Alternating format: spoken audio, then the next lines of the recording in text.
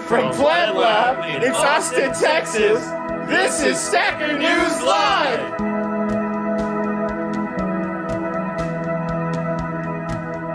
Hello, ladies and gentlemen, welcome back to an exciting episode of Stacker.News Live. My name is Carl, we have Keyan.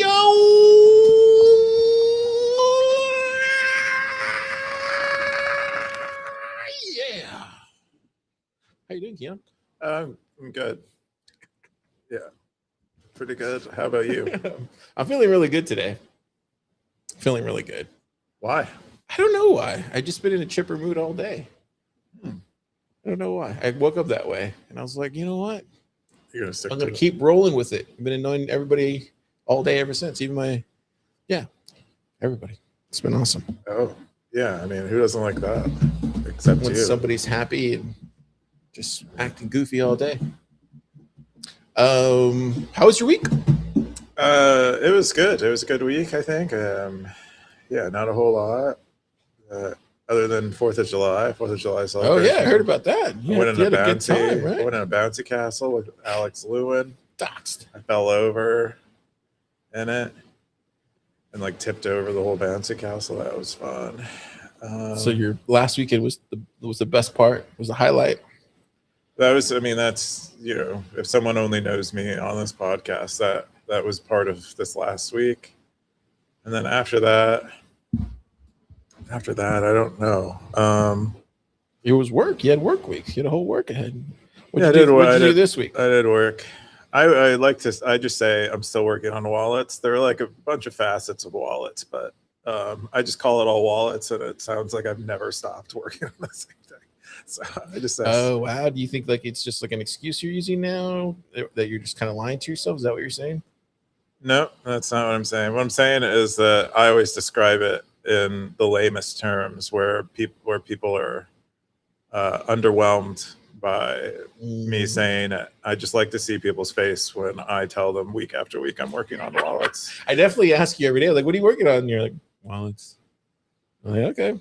Sounds like punishment or something that you're doing to yourself. Yeah, I mean, I could be like, oh, it's this part of wallets now, it's this part of wallets now, and it's this part of wallet, but I just say wallets instead, just because Yeah, there's somebody else inside Pleb Lab who works on wallet stuff for a different company, and whenever he talks about wallets, it sounds really fascinating.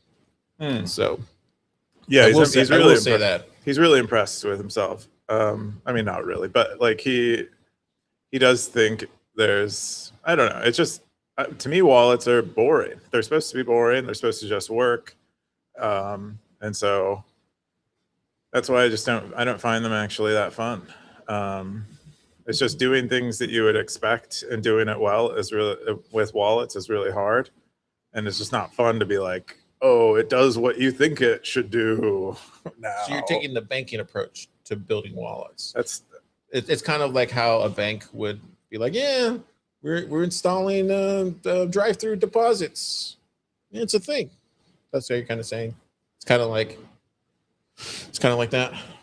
I think so. It's just, yeah. It feels very like you're in the cashier role at the bank, where you're just like, yeah, we're getting new deals today, and there's money coming in. Yeah, I think your mood might be affecting your metaphors, but I'm trying to understand.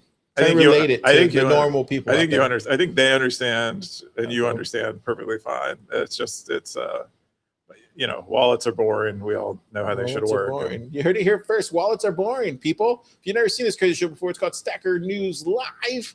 We have a lot of comments. I just haven't had time before the show to put them all so we can talk about it. But it's not for me avoiding comments, that's for sure. You should definitely go in there and start commenting and fight with the people in the comments. That's a good thing. Or complain about us. That's another good thing. Or complain about the people that we're talking about. That's another what's been going on. So we'll cover comments next week. Also, sorry to Undisciplined and who else? Blockchain Boog for not doing the found comments recently. We'll do those too. I just haven't had time to do it before the show. Something always comes up. Like vibe coder. Anyways, let's jump into the show. This week we are going to talk about a lot of things, but because there's a lot of privacy stuff going on, a lot of AI stuff happened, and the Bitcoin stuff keeps going. But the first thing we're going to talk about is the number 3 top story this week It's that time Gregory Maxwell sent 21 million coins to himself. Keyan, what's this? Yeah, so it looks like Raw Avocado has gotten pretty good at kind of clickbait. I think it's an art form, and they do a pretty good job with it.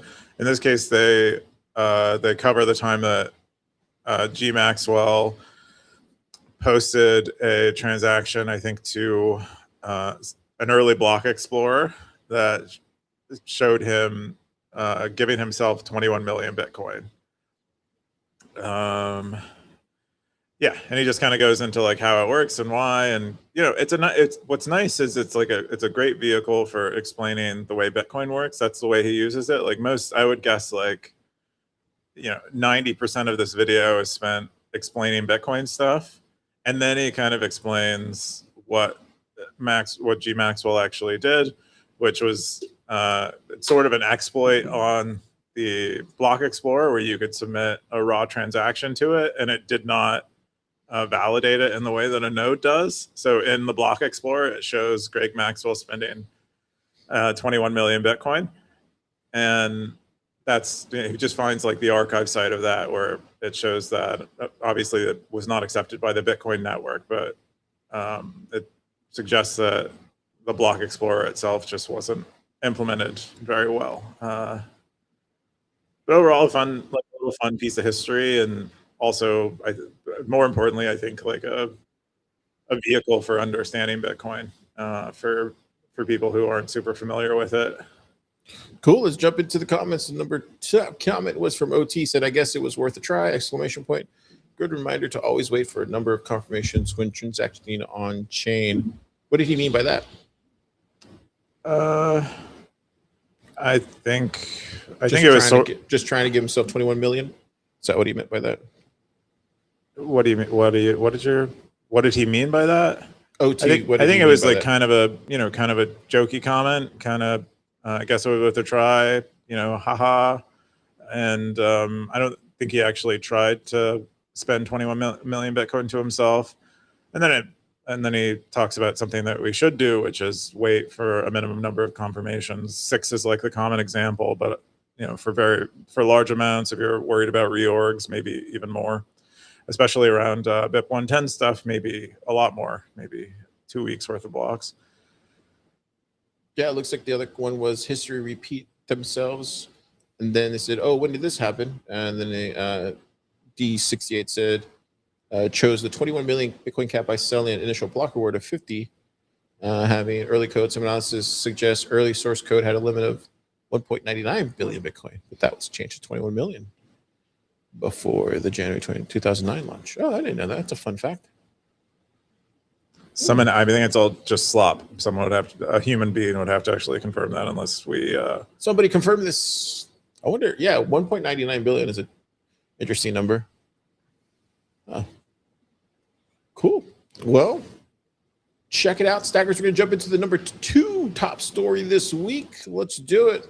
Bull Bitcoin is officially opening the first legal front against DAC 8 in Europe. This is from Bull Bitcoin. 10 comments, 14,000 sats. Keyan, what's going on this week? Yeah, I guess in 2023, there was some kind of European Union law passed, which goes under the initialism DAC 8, that requires all Bitcoin exchanges to share all of the information about their customers, their transactions, their identities with other European Union states. I think there are, how many? There's like in excess of 20 of them. I know 58 jurisdictions is what it says in this infographic. And that goes into effect for this year, for the calendar year of 2026. I think and then it gets reported, I think, on the 1st of 2027.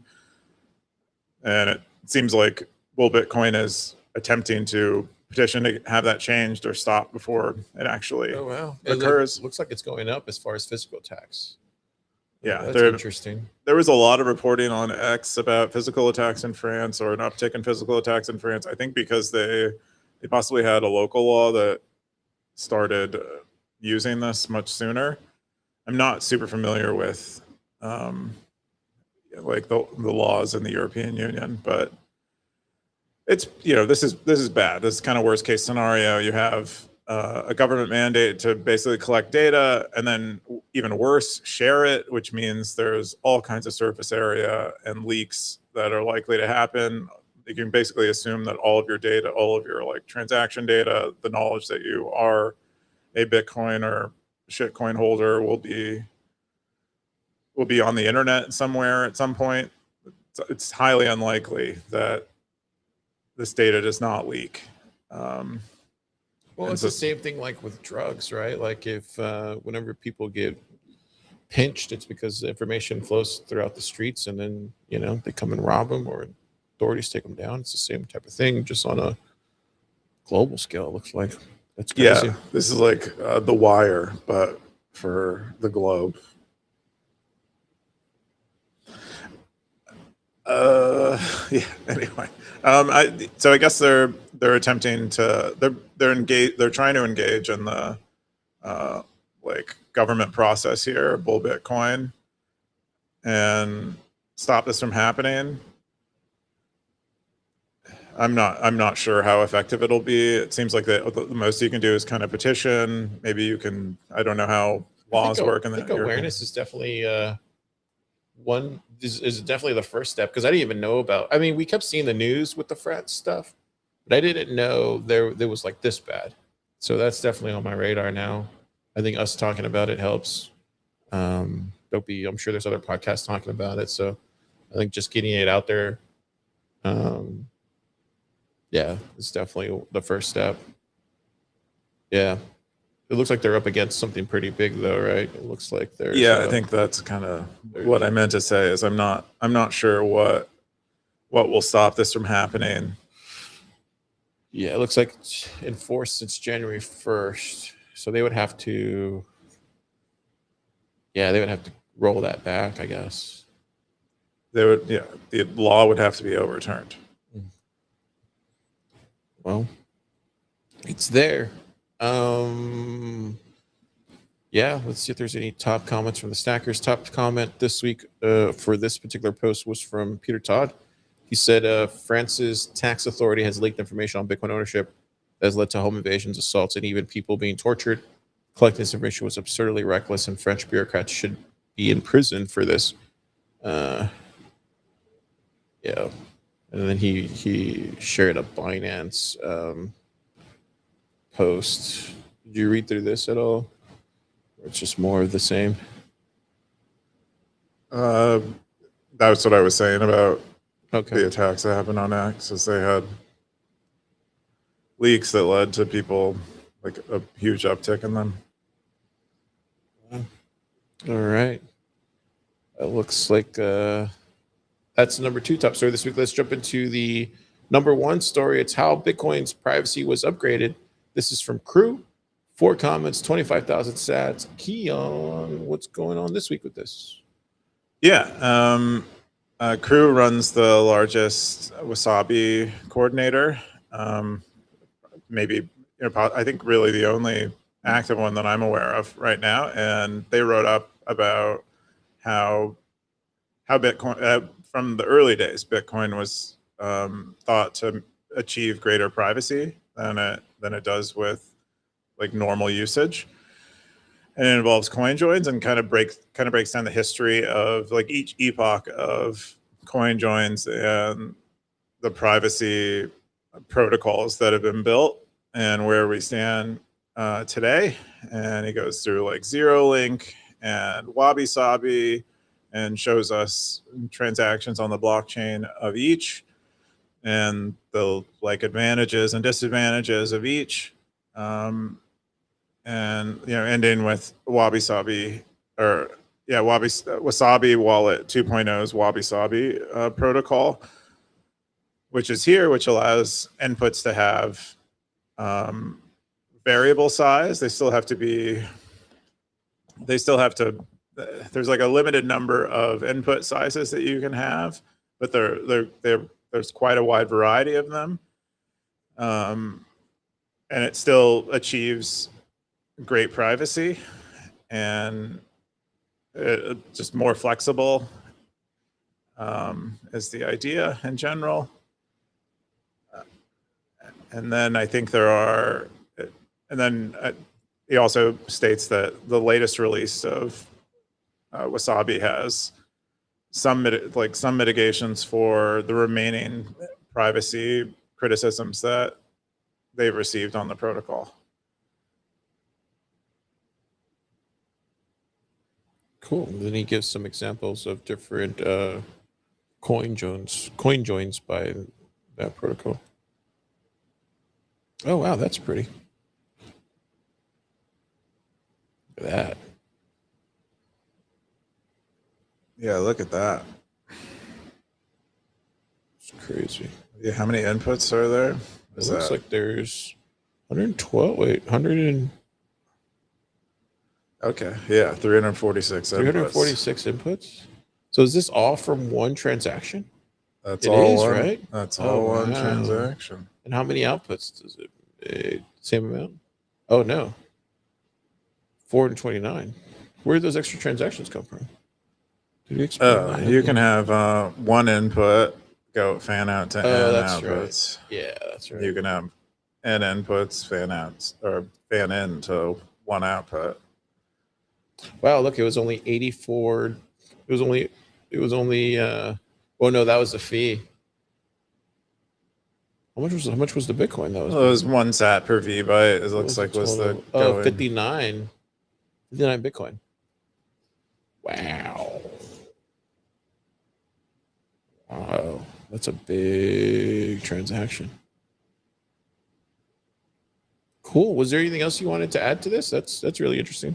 I feel like this is I don't know why somebody hasn't made like a mempool podcast. I feel like that's definitely somebody should do that. It's not a bad idea. Yeah. Because this is like the really fascinating stuff about the mempool. When you see stuff like this, there should definitely be like a mempool podcast where they just kind of go in depth. Well, there's some pretty good people on X that do a good, like Mononaut does a pretty great job of covering like anomalies in the mempool on X and writing about them. I think a podcast is like, I don't know, 2x the effort. Yeah, for sure. At least. So, yeah. But it would be. You could just have it like once a week or every day would be ideal. It would be cool. Yeah. Anyways, really cool stuff. That's all the top stories this week here on Stacker.News Live. We're going to jump into Womble's picks. But before we do that, we got to thank our sponsors. Our first sponsor here. Let me see if I can pull this up. Our first sponsor ever, right? Yeah, our first sponsor. It's Bitcoin Quest. If you haven't tried it, it's surprisingly, let me see if I can pull it up. But I saw Need Creation said they actually got over 600 users on X. Let me just get that verified here real quick. Yeah, where is it at? From this podcast? He didn't say that quite, but here, let me see if I can find where he put that. Yeah, I was shocked because I was like, oh, wow. I think I retweeted it, actually. Let me see if I could just go to mine. I don't tweet that much. Oh, there it goes. I found it. Yeah, it was right here. He said that he crossed. Yeah, right there. Let me see if I can move this out of the way. Yeah, right there. Oh. Yeah, there it goes. Just crossed 600 registered users from 30 plus countries. Bitcoin Quest. If you haven't played Bitcoin Quest, everybody's talking about it, including Need Creations on his Twitter account. But it's actually a really interesting website. It's the opportunity to play Bitcoin education games. So let me go ahead and pull that up here. Move away from my big graphic right there. Right there. Boom. It's called Welcome to Bitcoin Education. You can go over here. You can level up. You can earn. You can read. You click on I'm a Bitcoiner like myself. I want to learn more about mempools maybe. So I'll click on this and then boom, start exploring. What happened to the Explorer? What's going on? Oh, that's right. I got to click here. So mempools will be mining. There'll be economics will be involved in that, and probably real world use cases. So let's say I want to go learn more about the mempool. I can start my daily quest and go on a check out Time Chain TV so I can find some more cool stuff in there. If I wanted to, oh wow, that's already, oh wow, that's loud. If I want to go to the property layer, I can go look at the white paper. You can do all sorts of really cool stuff here on Bitcoin Quest. Check it out. It's awesome. And it sounds like it's growing. 600 users. That's amazing. Here's the graphic one more time. Scan it right there if you're watching this on your TV, or check it out. BitcoinEducation.quest. Learn Bitcoin, earn real sats. Thank you again to Creations and that whole team for sponsoring SNL. All right. With that, we're going to jump into Womble's picks every week. Womble picks some very interesting stuff, Keyan, as you know. And this week he has a doozy. It's called Researchers Create Self-Replicating Seed Box and Quest for Decentralized Democracy. Let me see if I can pull this up here now. Here it goes. So researchers from Delft University of Technology have spent more than 2 decades building their decentralized BitTorrent client, Tribbler. The software is designed to be impossible to shut down, and the project itself is also going strong and is secured funding up until 2032. Keyan, have you heard about this? New BitTorrent seed box, it looks like. Software client. I'm sorry. Yeah, I think I've heard of Tribbler before, but I don't think I've used it. It seems to be like more or less a research project from a distributed systems professor in the Netherlands. They have a lot of like fun initiatives, and I think a lot of people they do like their master's thesis and like a lot of research work on it, and they do a lot of really creative things with distributed systems using kind of BitTorrent as a substrate for it. This specific for many years, I was browsing around their GitHub issues and things that they've done. For many years, they've been trying. They want to create like an autonomous kind of system. Like they want to create an organism. They want servers that purchase servers that have no like human in the loop, that don't require people involved. They also have an interest in like decentralized AI stuff that doesn't have a human involved, and kind of like spawning and serving humanity type of stuff. This specific project seems to be kind of an early. They say it's vibe coded, and they're very against like AI generated code because they don't trust it, rightfully. And they are experimenting with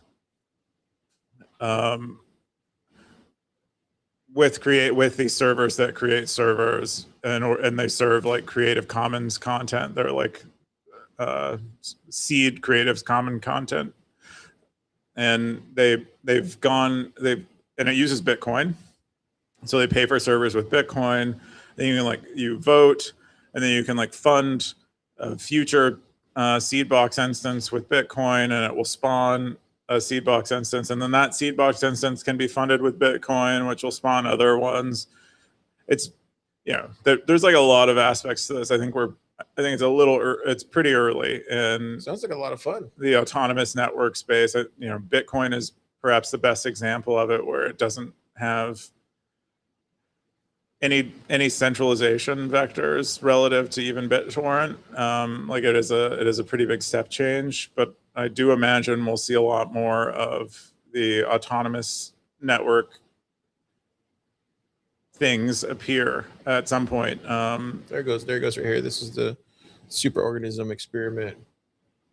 Yeah, unstoppable by design, self-replicating, self-hosted, self-evolving, human oversight with democratic governance. Well, that is our utopian dream. Yeah, they're self-aware of how sort of impossible this is, or like how limited current capabilities are. But they really are making a good attempt, and they have done a lot of interesting research in this direction. I found a number of papers I was unfamiliar with when I began reading through some of the work here. They do a lot of stuff on Sybil resistance, obviously, reputation, and voting. There's like a whole they're very interested in like Bitcoin things, like Bitcoin related things, and I found it pretty awesome. Oh yeah, so the voting leaderboard is fixed front page. Give me thumbnails. Oh, that's cool. Yeah, and then the people who fix that issue then get Bitcoin for it. There's a lot of like fun incentive games. There's a lot of overlap with my interests. That's cool. Definitely a project to watch. They have a GitHub. It looks like it's just GitHub at Tribler, Tribler. And then they have one. This is the one that we're looking at, the superorganism experiment. Let's see what Wumble has for a question this week. Coob. His question was, would this be a good tool for websites like WikiLeaks to keep their content available online? Keyan, what do you think? I'm not sure it's at that stage yet. I definitely think, I think like existing BitTorrent is probably fine for hosting WikiLeaks stuff. I think it survived pretty well doing that before. It's like decentralized enough that a state actor would have a really hard time probably taking it down. And I think that's what we already saw.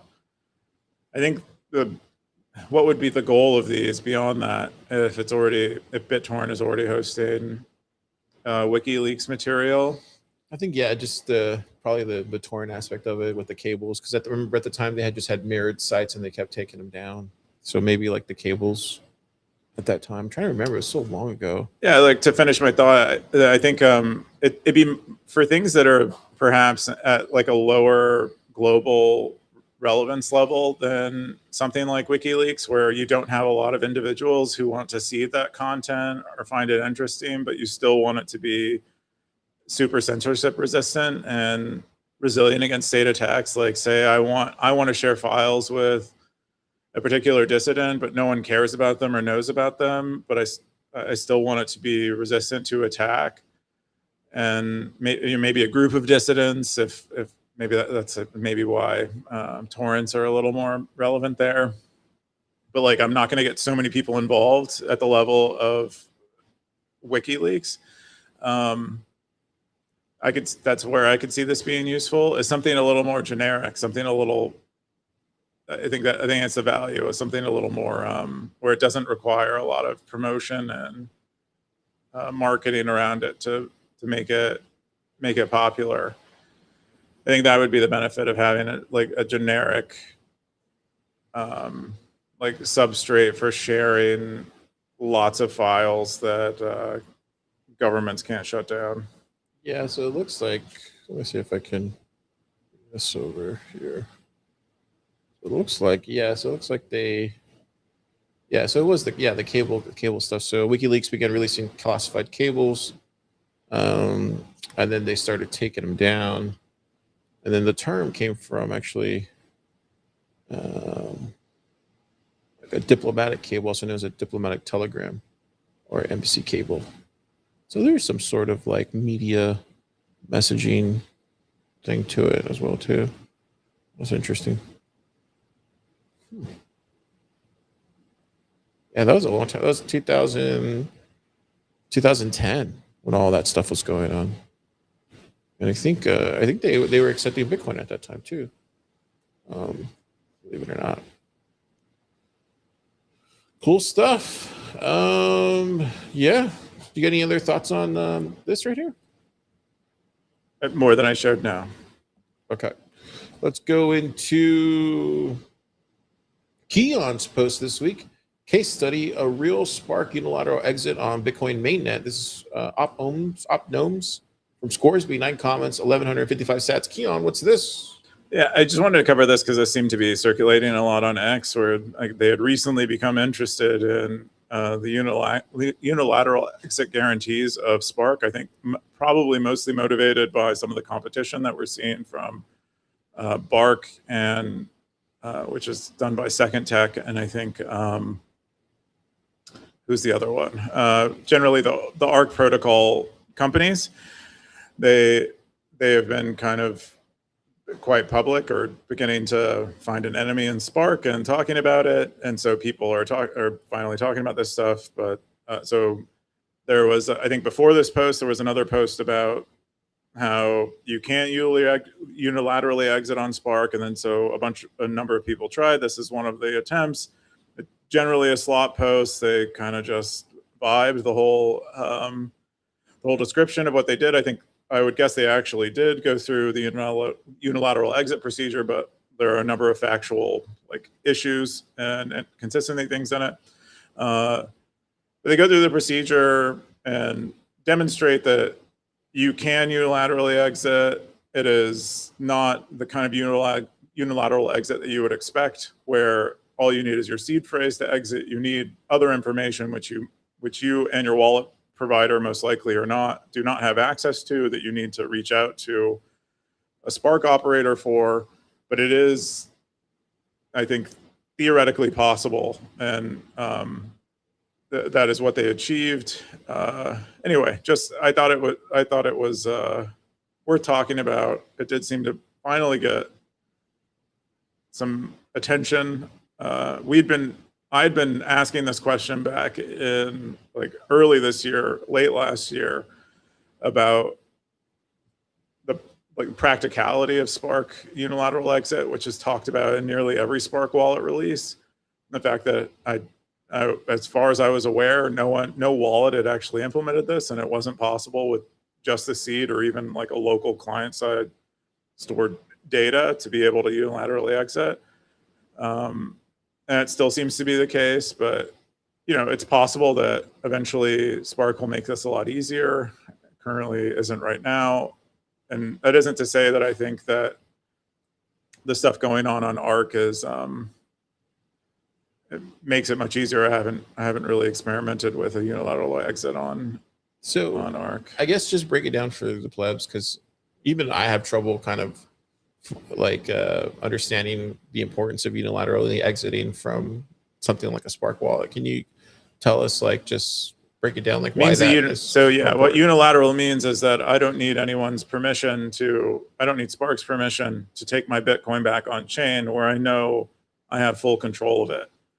That is kind of the idea of so if you have a wallet that's Wallet of Satoshi is maybe the most common example. So you have a wallet of Satoshi wallet that's using Spark. I'm guaranteed that I can pull out the sats. Well, that's the problem. You aren't guaranteed. If it had a real unilateral exit, you would be guaranteed under any if Spark shut down, or they started doing something, they wanted you to KYC, and Wallet of Satoshi wasn't recording all of the taproot leaves that you needed to exit. You could do that on your own. That's what a unilateral exit would mean. But that isn't the case. That doesn't appear to be the case. It's you aren't actually that free. You don't actually have that level of sovereignty. You are still dependent on Spark and or a Wallet of Satoshi letting you exit Spark. Yeah. So I get that part, but and then explain to me and the plebs what does obviously we know why that's important, but is there any other wallet that lets you do that besides running your own node and stuff like that? Yeah, Phoenix. If you use Phoenix, if you use a Lightning wallet that doesn't have one of these intermediate layers, it's possible some of these Arc wallets do this. I would guess that might be in an early state. I haven't used them yet or done too much of a deep dive into them to see what the unilateral exit guarantees are. But with something like Phoenix, I think it is probably the closest we can get with a sort of offline, somewhat online wallet that actually gives you all of the guarantees that you want.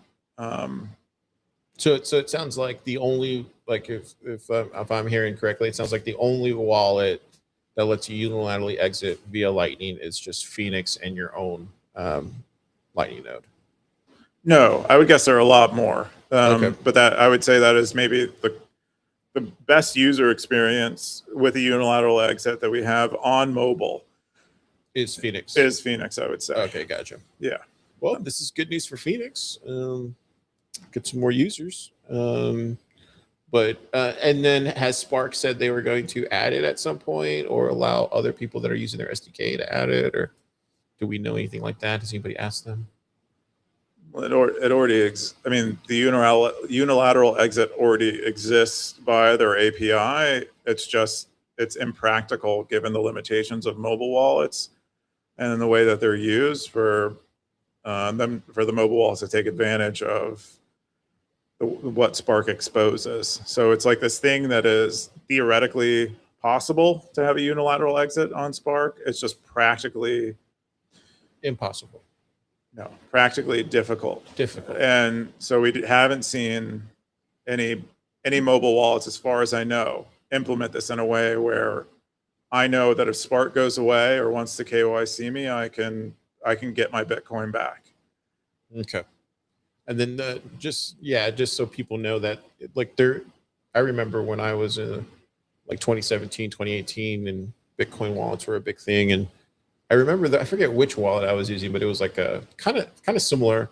And then at some point, and then asked me like, oh, if you want to pull out your Bitcoin, you have to share your email address and KYC and all this stuff. And so that's why it's important. If somebody's watching. It's like, it probably won't do that right now, but it could happen in the future. Then you're stuck. Yeah, without this God, it's so hard to say that. Without unilateral exit, like guaranteed unilateral exit that is easy for you to do, you need to be cautious about them shotgun KYCing you in the future. But if they did make it really easy, then you could pretty much use this quite safely and feel pretty good about that Bitcoin being able to be yours in your possession. I mean, there are other issues with something like Spark or even Arc, but it's not as self-sovereign as something like True Lightning, but it is. That would be a step in the right direction. I feel like at this point they just kind of need to. I feel like Spark just needs to kind of like pick a side, and then just kind of let them know, or not. But I feel like it would at least clear the air, and then people would know either to use it or not. Because I feel like a lot of the bigger wallets already let you know, hey, we KYC, hey, all this stuff. So I feel like maybe that's why this is so controversial, is because they haven't unilaterally picked a side. I don't know if that's the correct way to use it. It's not. I know. It's me trying to make a joke. But you know what I mean? Like, it would be better if they just kind of picked a side there. That's all I'm saying. Spark. In the meantime, we're left to wonder. Really good pick. We're going to jump into the next one, which is more Bitcoin stuff, sort of. This is from Ben Carmen. This is one that Wumble picked. It's called Phantasm, self-hosted AI chat for iOS, from Ben Carmen.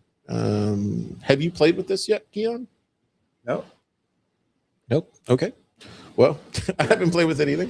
But ideally, from what I read yesterday when I saw it on the thing, it's basically just a chat app similar to, I would imagine, like ChatGPT, but lets you connect to your own hardware. But yeah, check it out. Run the back end, point the app at it. It's in the App Store, and chat. Open source end to end. Check out the GitHub. Support Ben the Carmen. And there you go. Let me see here. So the next one we have after that is on the lack of replay protection. These are my picks that I picked this week, but I know Keyan wanted to talk about this because this is something that Merch wrote up. He says right here, get it blogged in a while, but today I hammered together a few thoughts on BIP 110's lack of replay protection. Keyan, you have any thoughts on this? Oh no, it's your pick. I'll let you pick it. I can't explain this stuff. Well, it's not explain. I thought you had. I think it's important to talk about it, but oh, I see. You picked it for me to talk about. Yeah, I could do that. Well, I picked it for Merch because I know he likes the show. Go for it. Yeah. So BIP 110 is looming. It looks like it's predicted to happen around August 8th now of this year. And one of the things that happens when a hard fork like this happens is replay, which means when you spend your Bitcoin on whichever chain you prefer, and the overwhelming majority of people prefer the non-BIP 110 chain, I assume, although that could change maybe. What ends up happening is the other chain ends up getting that transaction too. So you spend Oh, wow. you spend coin on what your chain, and unintentionally or intentionally, what ends up happening is on the other chain, those coins get spent too, because those are other coins. Those are not the same Bitcoin. It's a different one. That's crazy. Well, not crazy, but that kind of makes sense. Wow.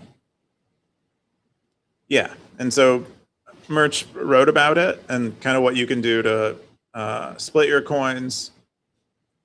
And there's a variety of things you can do. But probably, like one of the easier things to do is, given that there will be there'll be a very high difficulty on the BIP 110 chain relative to the miners mining on it, because they'll inherit the same difficulty level. You can spend your coins on the main chain and at a very low transaction fee, and then and then respend them on the other chain, because it'll get accepted on the chain with more hash power faster, and the other one will be so slow that you should be fine. There's just some subtleties here. In general, I would just recommend that people, unless they are doing lots of transactions in Bitcoin, and if they just have Bitcoin in cold storage, just to leave it in cold storage, not transact, and wait until this is all kind of over. But if you are transacting and you want to keep your coins on both chains, there are things to do to make sure that happens. Oh, wow. Look at that. So this is a BIP 110 fork simulator. That's super scary. And if it doesn't happen, it's let's say it's 1% or something. Does that look like, or reset? Yeah. What if it's simulate? Oh, okay. Interesting. This is cool. Awesome. Yeah, and then it looks like we had quite a few comments from here. The top comment was from Crew. It said, I had not heard of this conflicting fee method for splitting coins before. Very smart. I'll do that after the chain split and merge the coins into Wasabi's coin join pool so that people can passively inherit replay protection. Yeah. And then Flip Programmer said replay protection would turn it into a hard fork. And then Optimism jumped in. Any great comments here, Keyan, that stood out? No, you read most of the comments are pretty great. All right, that's from that post. Let me go back here. Go to the next one that I had.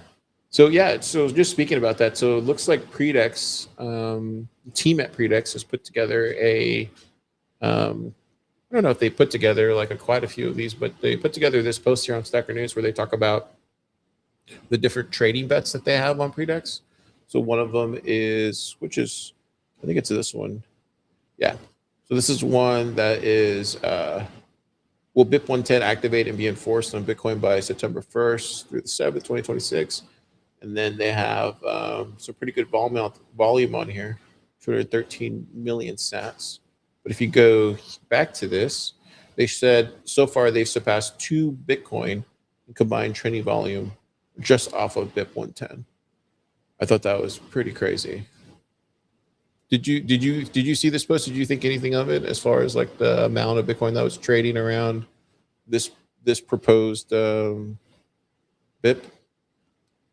No, I'd heard of that, and I'd seen that they had a lot of action on it. I haven't really looked too much in it. I see a lot of stackers on the no side, which is fun. A lot of stackers are pretty big on Predix, so shouldn't be super surprising. But yeah, I don't really have much thought. I don't know the usual size of Predix's markets, if this represents a really big one. Maybe perhaps it does. I don't know. The float is usually like around 100K sats. What does it float? It's kind of where the market inside the platform like hangs at. Like it's usually where the liquidity's at. You mean it varies? Yeah. I don't know the exact definition, but that's my understanding of it. Yeah. I thought it was pretty crazy that there's that much volume just around the Bitcoin 10 stuff. Yeah, 2 Bitcoin's a lot. Yeah, so we wanted to share that, and then the other one was, we got 2. So I think the Pegasus one is probably the biggest news. So this got shared on the security territory. It was Pegasus used against EU Pegasus investigator. So it looks like a European politician was helping investigate government's abuse of Pegasus, who happened to be on the actual Pegasus committee. So I think the thing that here, let me pull up the Anon post. But yeah, I think the big one here was that this guy Stelios Koluga, he joined in 2022, and he basically had his iPhone or Citizen Lab, this particular outlet, had his iPhone, examined his iPhone in May of 2026 and found strong forensic evidence that it had been successfully infected around October 21st, 2022. So the biggest problem with this, and this is kind of what it goes into, was that why it's so serious is like Pegasus is not a normal consumer malware. So it's not like something like a Flipper where you can do some really cool things on there. And this is more like a sophisticated commercial surveillance. So, and then it was developed by Israel-based NSO group. That's what it has here. So it's not something that like you wouldn't just target somebody like with that kind of software. And so the whole reason for this is because they're trying to figure out like if this was an actual country that did this particular, and if it was more of an espionage type of thing. I thought it was fascinating when I was looking through the top stories this week, and the fact that somebody of this stature basically got harpooned, and no one's really no one knows who exactly did it. If it was like Russia, if it was like a fellow journalist, if it was like a one-off type of group, but anyways, yeah, that's him right there.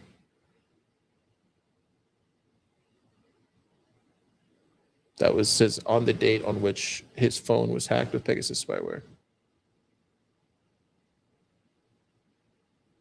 I know you didn't read this, Keyan, but what do you think about it? Did you ever look into the Pegasus stuff when that was going on? It's not as like covered as it was like a year ago or 2 years ago. But I think I watched a documentary on it once, and I found it pretty interesting that there exists these multi-billion-dollar companies that try to find 0 days in software and then resell the exploit to governments, and they pay, and it's like all cool. I think that's kind of interesting at a high level. I'm not super familiar with this, but it's I think it makes it clear to everyone that they can be exploited if someone is motivated enough. They can pay the right people to exploit them, and so you should be taking lots of precautions, at least not make it easy for them. Yeah, it looks like his phone was accessed via Phone Your Home, which is a zero-click exploit. It looks like they go into it. I've never heard of Citizen Lab before, but it definitely makes me want to subscribe to their newsletter if they have one. Really crazy stuff. I think for me, when I saw this, the thing that jumped out was like, okay, they targeted, a politician or whatever, which is, I guess, comes with the job at this point, right? So that wasn't really freaky the more freakish part was the fact that he was on a committee about them. So it's kind of like, yeah, that was the more kind of freaky part. Was like, oh, they just target a politician for something. But I guess they only target politicians that are on said committees or types of committees. So if you're like on a board or something, maybe check your phone. That was the only thing that kind of freaked me out about the whole thing. And because you don't know who did it, you know, it was like a nation state or something. Yeah. Cool. So that was that one. And then the last one I had, oh yeah, and this was okay. I wanted to bring this up because I'm a big fan of Flipper. They actually made this post on their website, and they talk about how they started on Kickstarter, and one of the biggest fears that they had was them becoming like a $5 million Kickstarter raise and then just kind of going nowhere.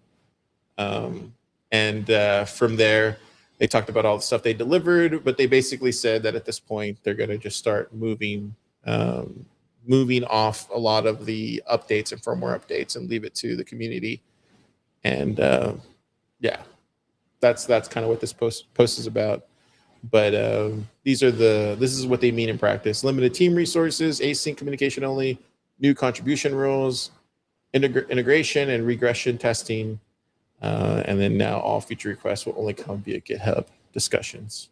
So, yeah. Anyways, thought I wanted to bring it up if anybody's watching this that is on the that is interested in the Flipper. But I thought that was really cool because there's a lot of different types of firmwares that you can use for the Flipper that are out there.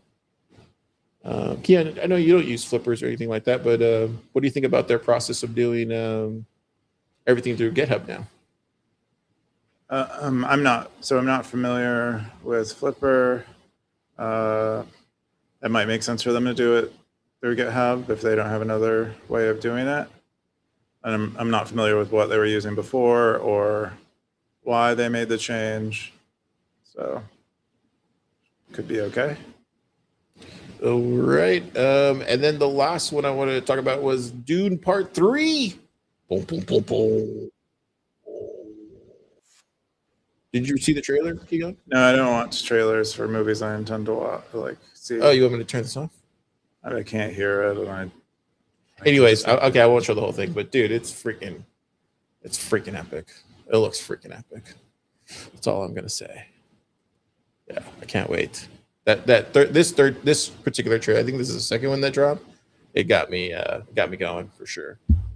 Definitely got me going. It kind of makes me want to read the books now, or at least listen to them. At this point, did you ever read the Dune books? The ones by his son? Oh no, I meant like the original ones, like the Dune one, and then I think this is covering like the third one. I think. Let me see. Was it Dune? Dune I read the first Dune book, which I liked a lot. The second one I did not. 6 books. Yeah, 6 books by Frank Herbert. Yeah, and then his son went on to write a lot more in the same universe. I tried the second book. I got stuck. I don't know. After like page 100, I just did not find it very good. And I guess that's like critically, it was also seen that way. Like a lot of people did not like that book. It's supposed to speed up later in the book, and I think on the third book it's supposed to get better, but I just couldn't get past it. Like turned me off completely from the series, the second book, so I did not continue it. Yeah, it looks like the Dude Messiah one, which is the second book. That's the one that this one's kind of covering. This movie. That's cool. And then they have like the Children of Dune. Haven't seen it. I'm definitely gonna read the first one. Maybe the second one. That's really cool. Anyways, that's all the stories I have for me on this week. Keyan, you got anything else? Nope. All right, let's jump into the Cowboys, baby. Get on up. Top Cowboys. Where is the Top Cowboys? I can never find it. Here we go. Oh, there we go. Took a second to load.